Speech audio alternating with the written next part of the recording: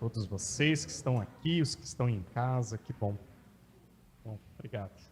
Bom estarmos na presença de Deus, louvar a Ele. E agora queremos também voltar os nossos olhos para a palavra do Senhor.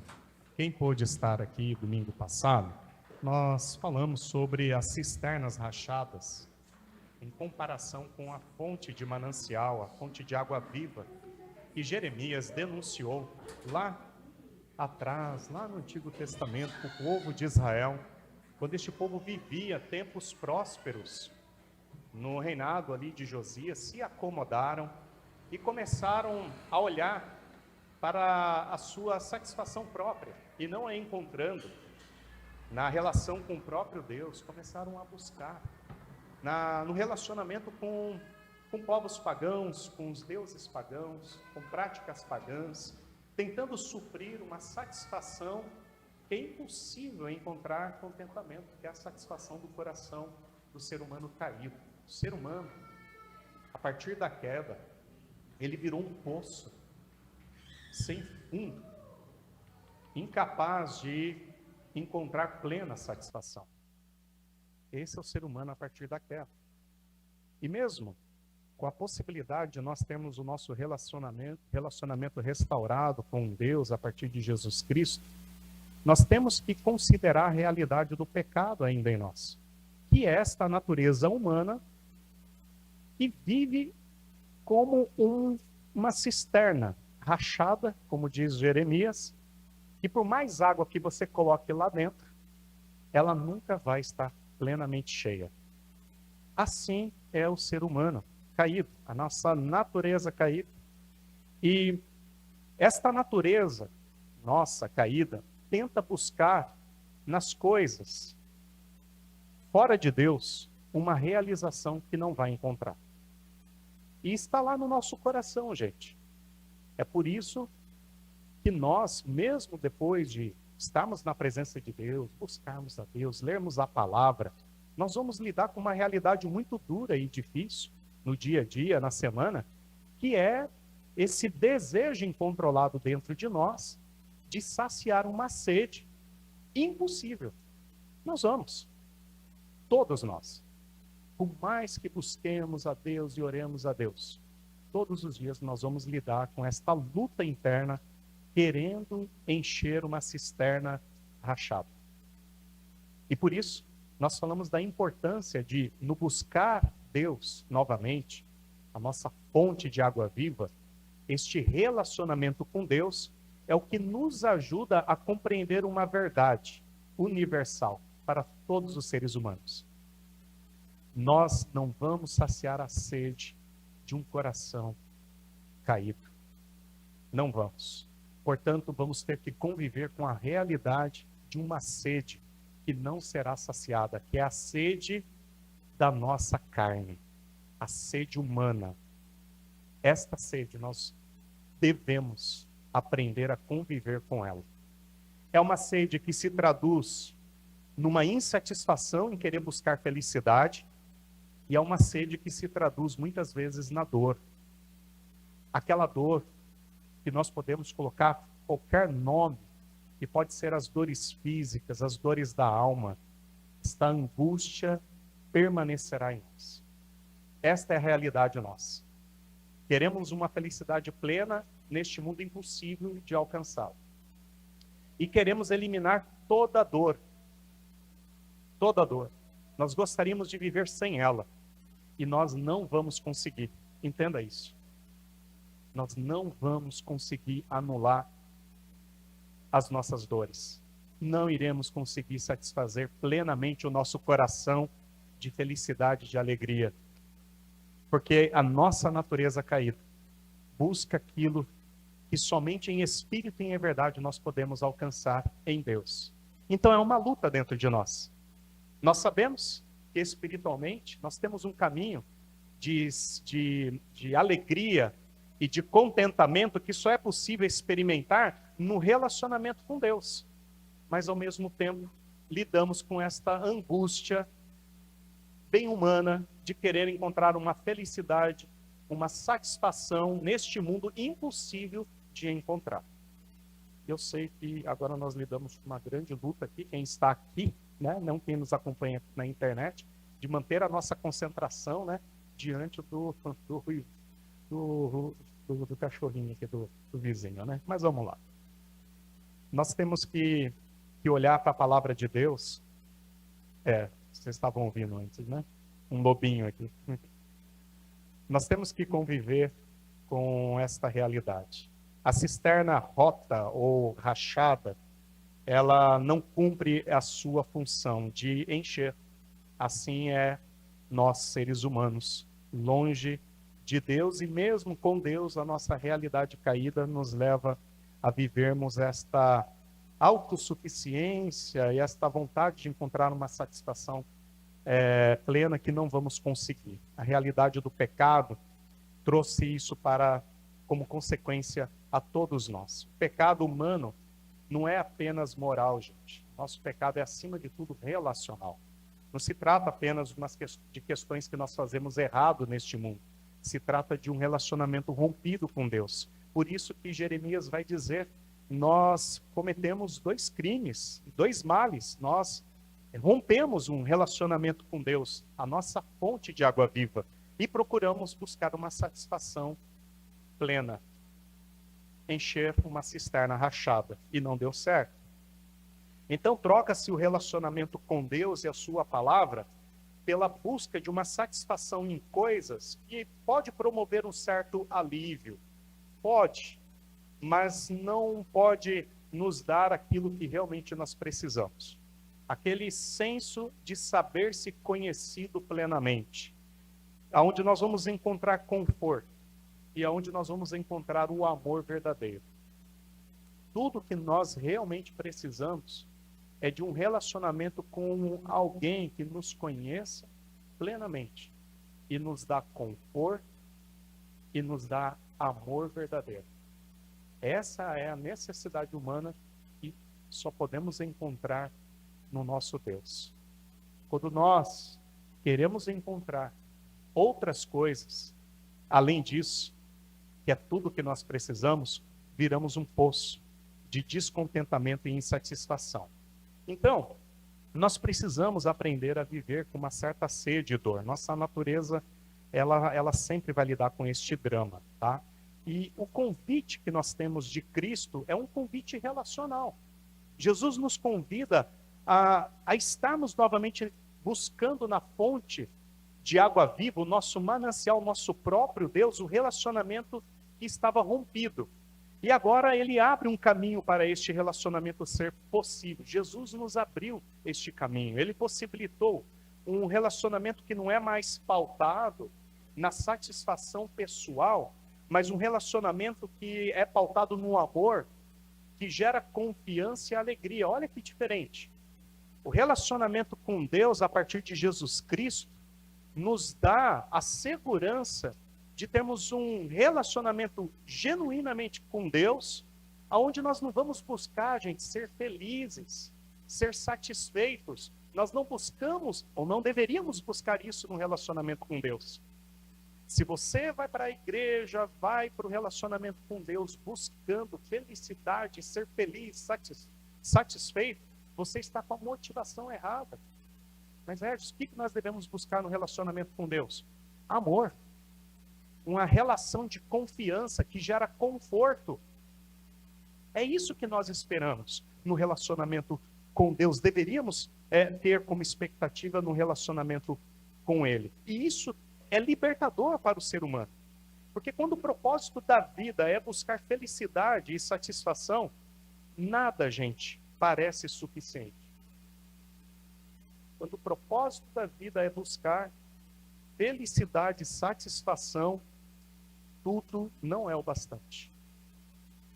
Vocês sabem disso.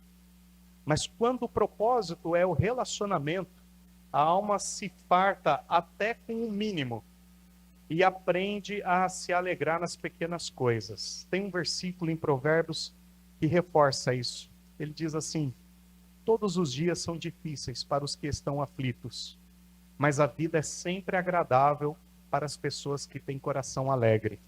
Não satisfeito, olha só. É melhor ser pobre e temer a Deus o Senhor do que ser rico e infeliz.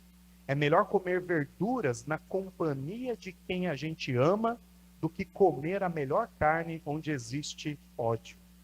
Provérbios 15, do 15 a 17. Entende? De novo, o propósito do ser humano deveria ser relacionamento, onde a alma se farta. E se fartando no relacionamento com Deus, até o mínimo com Deus, a gente parece encontrar contentamento e alegria. Mas longe deste relacionamento com Deus, o tudo não é o suficiente. E a gente vira um poço de insatisfação e infelizes. É assim. E você sabe que isso na prática é verdadeiro também nos nossos relacionamentos no dia a dia. O que você prefere? Ter um churrasco que se farta num ambiente onde há ódio, onde há intriga, onde há descontentamento do ser, entende? Não daquilo que você pode oferecer, mas daquilo que você é. Ninguém fica feliz uns para com os outros. Tem comida, tem fartura, mas não tem relacionamento de verdade. É um ambiente que te traz alegria. Você pode estar com a barriga cheia e a alma vazia. Você pode estar com o bolso cheio, mas com o seu poço de afeto absolutamente vazio. E com isso eu quero dizer que a gente não pode ser mesquinho de considerar que o fato, de sermos pobres é o que nos leva, então, a gente encontrar a verdadeira alegria. Não, porque tem muito pobre mesquinho que está lá tentando encontrar aquilo, sabe? Que pode satisfazê-lo na sua mesquinhez. A questão não é ser rico e nem ser pobre, gente. A questão é o que nós buscamos. Satisfação ou relacionamento? O que nós buscamos? Tem um exemplo assim que eu queria trazer para vocês da Simone Biles. Em 2021, tem a imagem dela ali, essa medalhista de sucesso olímpico, menina muito nova e que rapidamente alcançou muitas conquistas e os olhos das grandes marcas mundiais. A Nike foi lá e fez um contrato de altíssimo valor com a Simone Biles. E aconteceu que acho que nas Olimpíadas de 2020, ela não passou bem, ela teve uma crise e ela meio que abandonou praticamente assim, algumas provas e, enfim, crises, depressão. E ela rompe o contrato com a Nike. E olha só, ela chegou à conclusão que mesmo a Nike tendo feito um contrato que naquela altura do campeonato ela estava recebendo mais de $1,5 milhão por mês com a Nike, ela rompe porque ela chega à conclusão que o que ela precisa não é dinheiro. Ela precisava de um propósito, de sentido, de existência. E ela percebia que a Nike não estava dando para ela aquilo que ela realmente precisava.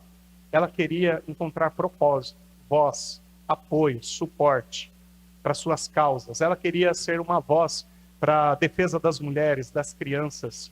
E ela não via uma possibilidade de apoio na relação com a Nike. Era uma relação absolutamente contratual. Se você faz isso, divulga a nossa marca, você ganha tanto. Ponto e acabou. Ela rompe esse contrato e ela assina um contrato com a atleta, uma outra marca, com a possibilidade de ganhar muito, mas muito menos, mas a garantia de que aquela empresa iria dar a ela todo o suporte que ela precisasse. E, de fato, ela recebe suporte psicológico, apoio, ganha voz, ela se torna embaixadora da atleta e ela se encontra realizada com isso e ela vai dizer essa frase: sinto que eles me apoiam, a nova empresa, não apenas como atleta, mas como indivíduo fora da academia. Eu trouxe esse exemplo só para a gente ter a dimensão de que nós, seres humanos, no fundo, todos nós, não desejamos insatisfação. Nós desejamos relacionamento que traz sentido de vida. É isso que nós queremos. E se no mundo, lá fora, nos esportes, veja, eu trouxe um exemplo, bem do ambiente de negócios, de contrato, você vê um ser humano, sabe, olhando, poxa, eu ganho até bem, eu tenho até um bom recurso, mas eu não sei, está me faltando algo. O que está faltando? Todos nós temos um grito de socorro dentro de nós, clamando por um relacionamento de amor, de confiança, e só podemos experimentar em Deus, a nossa fonte, o nosso manancial. E Jesus, ele nos confia algo que nos traz sentido, que é o próprio Espírito Santo, a sua presença conosco. E tem 2 versículos aqui que eu quero destacar a partir daquilo que Cristo oferece para nós. O primeiro é de Mateus 28:20. E eis que eu estou convosco todos os dias, até a consumação do século. Eram as últimas palavras ali para Jesus, para os seus discípulos, e ele vai dar segurança para os discípulos de tudo aquilo que eles precisam. O que eles precisavam? De poder, poder sobre o Império Romano, de um documento que validasse a sua autoridade, onde quer que eles chegassem, pudessem mostrar, olha aqui, ó, eu sou filho do rei, e as portas se abrem. O que eles precisavam? Talvez de recurso, de mulheres continuamente ali sustentando eles ali financeiramente com o seu serviço, pessoas ofertando. O que os discípulos iriam precisar? O que realmente eles precisavam? De companhia. Jesus vai dizer para eles, vocês só precisam da minha companhia. O restante vai ser consequência. E eles percebem isso. E Jesus, ele vai ainda afirmar isso para eles, que esta presença, a convicção de que Cristo estaria com eles, é tão certa e é tão garantida que ele vai dizer assim, eu vou, mas eu vou enviar um outro consolador, um paracleto. O paracleto, o Espírito Santo, o termo grego para o Espírito, este consolador, é aquele que vai estar ao lado. Olha só, eu prometo para vocês, vocês jamais estarão sozinhos, eu estarei com vocês. Jesus não promete satisfação, Jesus não promete tanque cheio. Jesus, ele promete estar com eles todos os dias. E mais, ele alerta os discípulos, vocês vão passar no mundo muitas aflições, mas tem de bom ânimo. Tudo que vocês precisam, vocês terão na minha companhia. Ele vai dizer, no mundo vocês vão ter aflições, mas tem de bom ânimo. Eu venci o mundo. E mais, eu rogarei ao Pai, e Ele vos dará outro consolador, a fim de que esteja para sempre convosco. Jesus, ele explica que sua presença contínua se daria através do Espírito Santo, aquele que é chamado para estar ao lado. E com esse pano de fundo, gente, eu quero apresentar para vocês como esse relacionamento com Deus por meio do seu Espírito traz contentamento e alegria para nós. Veja, talvez a mensagem de domingo passado a gente pensou muito nesta questão. Realmente a gente tem que aprender a viver com sede, suportando a dor. Nós neste mundo não vamos encontrar aquela alegria plena. Mas o que a gente pode encontrar no relacionamento com Deus por meio do seu Espírito Santo? Tudo o que a gente realmente precisa. Amor, confiança e a força necessária para viver os dias maus. Olha, Jesus, ele promete que o Espírito estará conosco. E o que vai acontecer lá em Atos dos Apóstolos é isso. A gente poderia até chamar o livro de Atos do Espírito Santo. Porque é surpreendente como Deus se mostra presente com a sua igreja, com as pessoas que confiaram em Jesus Cristo a partir da presença do seu Espírito. É muito incrível isso. O Espírito Santo está ali presente e os discípulos, sabendo disso, eles percebem, é ali que nós temos que nos agarrar. Porque tudo que a gente precisa é de um relacionamento seguro com o nosso Deus. Não é de dinheiro, não é de poder, no sentido bem humano assim. E eles vão desfrutando disso em confiança, e cada vez que surge uma situação, eles têm plena certeza, Deus está conosco pelo seu Espírito. E eles agem na direção do Espírito. Tudo que os apóstolos fazem é direcionado pelo Espírito, a partir de uma vida de oração, de confiança na palavra de Deus, em tudo que os apóstolos ensinavam a eles. Eles meditavam, eles oravam e eles confiavam. Os ensinamentos dos apóstolos, que são os ensinos de Jesus, o que os apóstolos ofereciam para as pessoas era tudo que Jesus havia passado para eles. Eles tinham confiança que isso é suficiente. E era, gente. Quando pessoas chegavam nele buscando recursos, não foi isso que aconteceu na porta do Templo Formosa. Pedro vai dizer, olha, nós não temos ouro, não temos prata, mas o que nós temos, nós te damos. E não se tratava apenas de cura física, era a solução para a eternidade. O Espírito de Deus acompanhava os discípulos. E nós chegamos, olha só, Em toda a história do livro de Atos você pode perceber isso, mas eu quero destacar brevemente para vocês o capítulo 16, porque ali mostra um episódio que tem a ver com os nossos próximos estudos bíblicos, que será na carta aos Filipenses. A igreja de Filipos, gente, ela surgiu a partir de gente que confiava no agir do Espírito de Deus como a fonte de manancial para suas vidas. Paulo e Silas, olha só, é a segunda viagem missionária do apóstolo Paulo. Ele vai lá para esta região da Macedônia. O João Marcos e Barnabé, né, vão para um outro canto. Tem ali um desentendimento, mas não o suficiente para tornar eles inimigos, não, mas o suficiente para eles entenderem o seguinte: olha, vamos permanecer numa boa. O evangelho é o que mais importa. As nossas diferenças aqui, em algum momento a gente resolve. Vamos continuar pregando o evangelho, isso é o que mais importa. E é isso que vai acontecer. Barnabé e Marcos vão para um canto, Paulo e Silas vão para um outro. E eles chegam na região da Macedônia. Gente, é lindo de ver o que Deus faz na vida da igreja quando nós confiamos que tudo que a gente precisa é a presença dele. Porque o ir de Paulo e Silas para esta região já foi conduzido pelo Espírito. Se você ler o capítulo 16, pode ler em casa, não vamos ler todo ele aqui. O Espírito impede eles de irem para uma região e leva e conduz eles para um outro lugar. Paulo vê numa visão um macedônio gritando por socorro. Ele entende que aquele grito ele é um grito de socorro espiritual. A gente precisa ir para lá.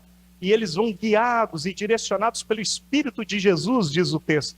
O Espírito de Jesus, o Espírito Santo, vai guiando aqueles homens para lá. Eles chegam lá, eles encontram uma mulher que está num lugar de oração. Eles procuram um lugar de oração e adivinha que eles encontram lá? A Lídia. A Lídia tem sede, gente, de Deus. Não é sede para preencher o coração humano, é uma sede de relacionamento de Deus. Olha que lindo isso. Uma mulher que era relativamente bem de vida para aquela época. Ela era vendedora de púrpura, muito bem resolvida. Era dona de um comércio, mas ela tinha sede de Deus, entende? Não era uma sede humana de sucesso, de garantias, de que nunca iria passar dor. Não, ela tem vontade de ter propósito de vida. E o texto vai dizer aqui em Atos 16, esta expressão eu acho muito bonita, porque vai mostrar justamente aquilo que ela precisa. Diz aqui, capítulo 16 de Atos, versículo de número 14, enquanto ela nos ouvia, o Senhor lhe abriu o coração e ela aceitou aquilo que Paulo estava dizendo. Foi batizada junto com a sua família e pediu que nos hospedasse em sua casa. Se concordam que creio de fato no Senhor, venham ficar em minha casa, disse ela, e insistiu até que aceitamos. Gente, o que vai acontecer na casa desta mulher é nada mais e nada menos assim, para resumir. Ela vai abrir um estudo bíblico na casa dela. Ela vai abrir o lar dela para receber pessoas que estão com a vontade de resolver o problema que de fato é humano, que é o nosso relacionamento com Deus. Ela se torna uma missionária, uma acolhedora. Tudo isso porque, olha o foco, não está em ser feliz, em ter sucesso. O foco está em encontrar propósito de vida. E é isso que Deus vai responder para ela. Chegou o evangelho na tua casa. Lídia acolhe aquilo, ela é batizada com a sua família e ela vai ser uma missionária usada nas mãos de Deus. Paulo e Silas continuam naquela região e o próximo passo, eles vão adiante ali, levando o evangelho, e eles encontram uma jovem que está possuída por um espírito de adivinhação. Paulo olha para aquilo e fala, isso não é certo. Aquela sociedade estava acostumada a viver com sucesso, a viver buscando encher a cisterna rachada. E aquela jovem, ela era um canal para encher aquela cisterna rachada, porque ela trazia muitos recursos ali para a cidade. Ela atraía gente para a cidade. E Paulo, por conta do espírito de adivinhação, Paulo expulsa o demônio que estava ali agindo na vida dela, aquele espírito, ela é curada, ela é salva. E adivinha o que acontece na cidade? Eles ficam indignados. Você acabou com a nossa fonte de renda. Vocês vieram trazer perturbação aqui na cidade. A gente estava indo muito bem, obrigado. A gente tinha sucesso, a gente tinha dinheiro no bolso. a gente tinha fartura, a gente estava aqui tentando encher a nossa cisterna rachada bem quietinho, e você vem aqui oferecer um manancial? Que história é essa? E é isso, Paulo, Silas, e viram um rebuliço naquela cidade, e eles não têm eles não têm dúvida, eles pegam Paulo e Silas e levam para os magistrados julgarem. Esses homens têm que ir presos. E eles vão presos, olha só, acusados de quê? Nem eles mesmos sabiam. Veja o que é o ser humano nutrido no relacionamento com Deus. Paulo e Silas levam um açoite, uma surra, gente, daquelas que ninguém aqui gostaria de levar. Vão para a cadeia, diante de uma ordenança de que eles deveriam ser, a garantia de que eles não iriam se libertar, não iriam sair. É amarrado em tronco, colocado ali numa cela, e o carcereiro orientado, olha, fica de olho neles, eles não podem escapar. Perto da meia-noite, Paulo e Silas estão fazendo o quê? Cantando hinos e orando a Deus. E detalhe, os outros presos escutavam eles. Eles deviam pensar assim, esses dois é muito maluco. O que vai ver? Eles podem acabar de apanhar, levar uma surra, estão moídos, com dores, estão alegres, cantando, orando. Que isso?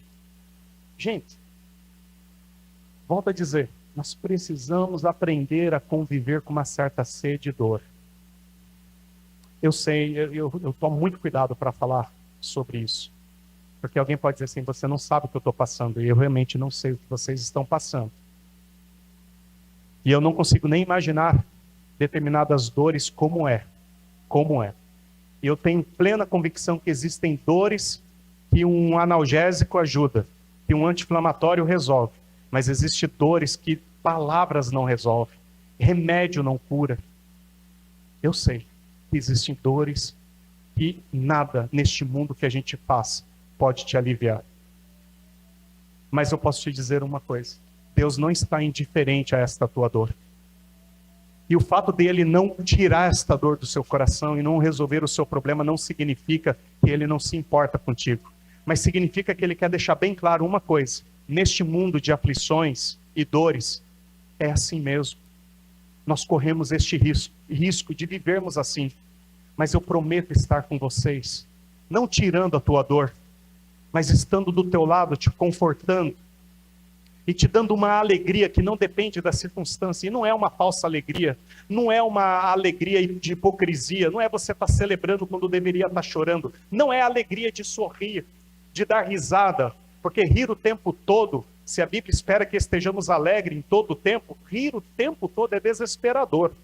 Não consigo imaginar uma pessoa rindo todo o tempo. Mas que alegria é essa? É aquela alegria, gente, que só é possível a gente experimentar a partir de um relacionamento de amor com Deus. Sabe o que é isso? Não sei se vocês já viram cenas assim, de crianças passando dificuldade financeira, às vezes até fome, mas tendo um pai e uma mãe que ama esta criança. Aquela criança sorrindo. Um sorriso discreto, é verdade, não é uma gargalhada, porque afinal de contas ela às vezes tem fome, ela gostaria de... Mas ela está experimentando amor e cuidado. E ela tem confiança, olha, me faltam algumas coisas, mas o pai e a mãe estão aqui. Sabe, aquela expectativa de que o pai e a mãe vão dar um jeito em algum momento. Isso traz conforto, sabe? Os nossos filhos, eles não precisam de pais super-heróis que resolvem os seus problemas a todo instante. Eles só precisam de pais que garantam o amor e a presença. É isso que o nosso Deus garante para nós. Não é alívio diante das nossas dificuldades, de todos os perrengues que experimentamos, mas companhia. Eu vou estar com vocês. Ah, o Senhor, tu não me entende. Eu entendo, eu passei por isso, eu sei o que é perder um filho, eu sei o que é viver a dor da tragédia humana, eu sei. E por isso quero lhe confortar. Vai passar. Um dia a estrela da manhã ressurgirá novamente. Vai passar. Nós cantamos, sei que Jesus voltará. Um dia, gente, ele enxugará de nossos olhos toda lágrima. E não haverá mais dor, mais pranto. Mas até lá a gente precisa aprender a suportar mais um pouco com uma esperança ativa em Deus. Sabe o que é esperança ativa? Não é cruzar o braço e ficar esperando as coisas acontecerem, mas é louvar a Deus, orar a Deus. Senhor, estamos presos, levamos uma surra, está difícil, mas tu és Deus, tu estás aqui conosco. Vamos cantar, Silas, vamos, Paulo. E sei que Jesus voltará. E de repente acontece o quê? Um terremoto. Um terremoto abala as células, as estruturas daquela cadeia, ao ponto de abrir todas as celas. Qualquer um de nós, talvez aqui, imaginaríamos assim, resposta de oração. Deus abalou as células, as estruturas deste mundo e deu a possibilidade de a gente escapar. Estamos livres, vamos lá. Paulo não interpretou desta maneira. Olha o que está resolvido com Deus. É paz interna. Paz interna leva a gente a ponderar qualquer proposta de paz externa.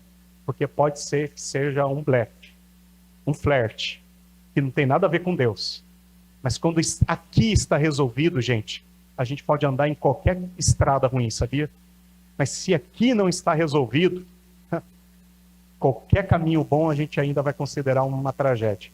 E Paulo e Silas olham para aquilo lá, o que aconteceu aqui?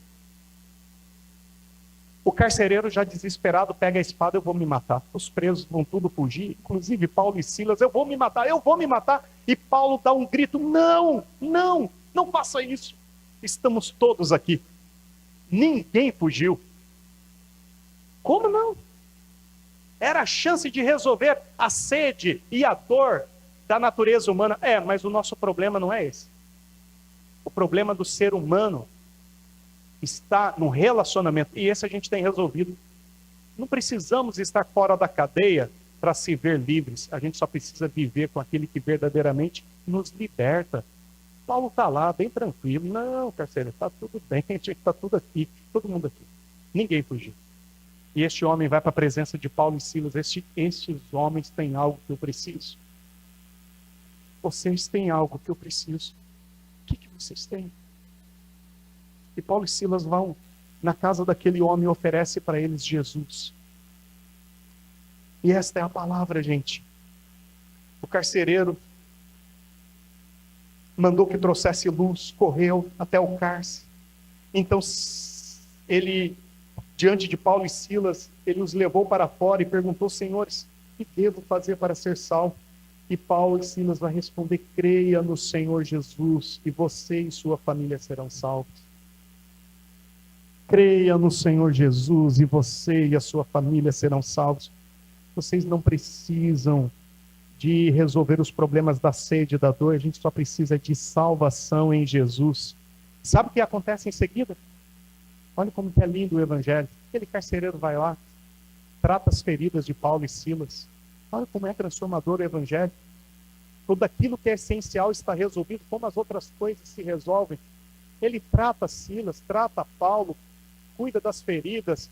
Paulo vai lá, ele experimenta o cuidado, o amor, sabe, de alguém que acabou de experimentar salvação. E aí, eles são perguntados pelos magistrados: escuta, vocês estão livres, podem ir em paz. Sem explicar o que havia acontecido, qual era a razão daquilo, os magistrados dizem assim: podem ir. Talvez até temendo um novo terremoto, talvez levando em consideração: olha, tudo isso que aconteceu aqui deve ser por conta desses perturbadores aí. E Paulo vai dizer assim: olha o que é um coração resolvido. Não, nós não vamos embora assim não. Eles que venham aqui, os magistrados que venham aqui dizer por que nós vamos ser livres, porque nós não fomos nem julgados. A gente quer saber por que a gente está condenado. E eles não fazem isso por orgulho, eles fazem isso, sabe por quê, gente? Testemunho público.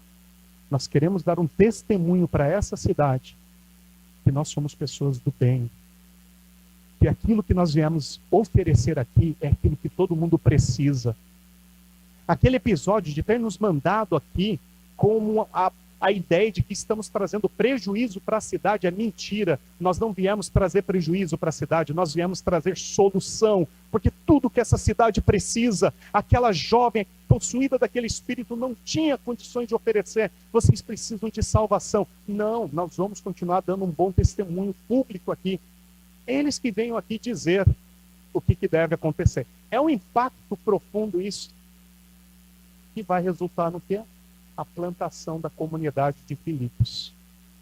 Todos esses episódios, gente, vai levar um agir tão lindo do evangelho naquela região, que uma comunidade é fundada, que uma igreja nasce. Essa igreja, naquela região da Macedônia, se torna generosa a tal ponto, olha só, que na sua mais severa perseguição, por conta do evangelho, esses irmãos olhavam assim, tá difícil, tá faltando dinheiro aí? Tá. E para ti também. Mas nossos irmãos lá em Jerusalém estão precisando de ajuda. Vamos participar desta campanha e vamos ajudar lá também. Sabe, gente, é movimento de quem está resolvido com Deus. Eles não olham se tem, se não tem. Não importa agora se somos pobres, se somos ricos. Nós temos o nosso relacionamento com Deus resolvido. E é isso que importa. Gente resolvida com Deus é gente contente. Gente contente é gente grata. Gente grata exala o bom perfume de Cristo neste mundo. Fazendo isso, gente, nós levamos esperança para o mundo, mesmo no mundo de tribulações e aflições. Eu disse esses dias para alguém, a pandemia veio, nossa, como um alarde assim, de vitimizar a igreja. O que vai ser da igreja? A igreja agora vai fechar, essa pandemia, e o que vai ser? Gente, na pandemia as igrejas não fecharam não, elas avançaram. É verdade, teve igreja que teve dificuldade, é verdade, teve episódios assim, mas a igreja de Jesus Cristo, ela diminuiu ou cresceu? Ela cresceu na pandemia, gente. Sabe por quê? Porque nós não vivemos pautados com a agenda deste mundo. Nós não vivemos com as garantias das forças e poderes deste mundo. A igreja de Jesus pauta a sua vida, a sua agenda, naquele que prometeu estar conosco até a consumação dos séculos. É a partir desta verdade que nós vivemos neste mundo, irmãos e irmãs. Portanto, eu sei, a situação está difícil, tem pessoas se quebrando, tem pessoas olhando, será que vai dar boa esse negócio econômico no Brasil? É fim dos tempos, tem um alarde aí fora, gente, que é uma nuvem densa e negra, é verdade. Não deixa que isso te afete. Não permita que este apocalipse aí fora, esse terror todo aí fora, afete a esperança que é garantida no relacionamento com Deus. Pelo contrário, seja você um porta-voz da esperança de Jesus neste mundo. Quando alguém lhe vier com um papo, olha, tá difícil, isso e aquilo, mas eu tenho uma solução para a sua vida, sabia? Jesus, ele me salvou e pode te salvar também. Que Deus nos fortaleça nesta verdade, porque a fonte de água viva, o manancial que nos sustenta e provê para nós a verdadeira alegria, alegria completa, a partir disso aqui, gente, da palavra de Deus, que prometeu estar conosco, Ele está realmente conosco, e que você possa descansar nesta paz e suportar os dias de aflições, mas alimente a sua esperança nesta verdade. Amém? Que Deus te abençoe, que esta verdade possa nos sustentar diante dos dias maus. Fique de pé, quero orar com você.